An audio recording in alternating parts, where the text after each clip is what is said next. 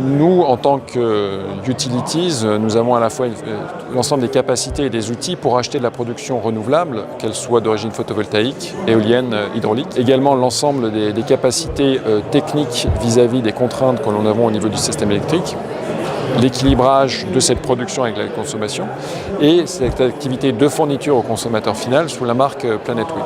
Dans le cas de la transition énergétique, du développement des moyens renouvelables type photovoltaïque, éolien et dans une certaine mesure aussi hydraulique, nous faisons face à des moyens de production qui ne sont pas pilotables. Nous avons introduit des systèmes de monitoring et de pilotage, notamment d'un équipement emblématique qu'un grand nombre de Français ont, le ballon d'eau chaude électrique.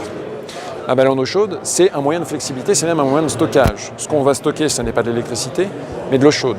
Parce que ce qui compte pour nous, usagers de l'eau chaude, c'est pas d'avoir de l'électricité dans son ballon d'eau chaude quand on le décide, c'est d'avoir toujours de l'eau chaude quand on veut prendre sa douche, prendre son bain ou se laver les mains.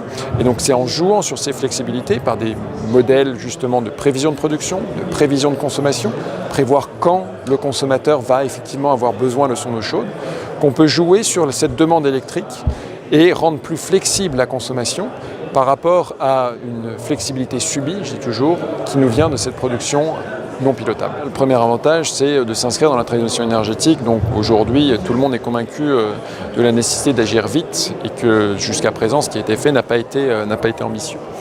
L'autre avantage est en termes de maîtrise de leur budget. Une production photovoltaïque, c'est une production qui n'a pas de coût variable. Le coût est défini par l'investissement qu'on doit faire initialement dans l'outil de production. Et ensuite, il y a un coût d'utilisation qui est nul. Or, sur les objets qui vont avoir des durées de vie de 30-35 ans, voire certains parlent de 40 ans. Ça veut dire que ça nous donne une stabilité et une prévisibilité d'une partie du coût de son approvisionnement énergétique dans le temps. L'autre intérêt, c'est que ça peut être une source de revenus supplémentaires qui vont permettre à l'agriculteur d'être dans cette même logique de circuit court qu'un certain nombre d'agriculteurs cherchent à mettre en œuvre via les circuits courts avec de l'agriculture biologique, mais cette fois-ci avec de l'électricité.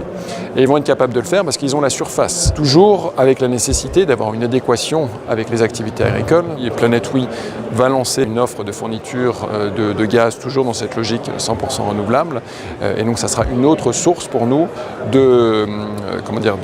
d'approvisionnement énergétique pouvant venir des exploitants agricoles. C'est plus de dire que ça peut être une autre activité, tout comme une entreprise diversifie cette activité, une autre activité qui est en cohérence avec leur milieu, y compris leur positionnement sur les territoires.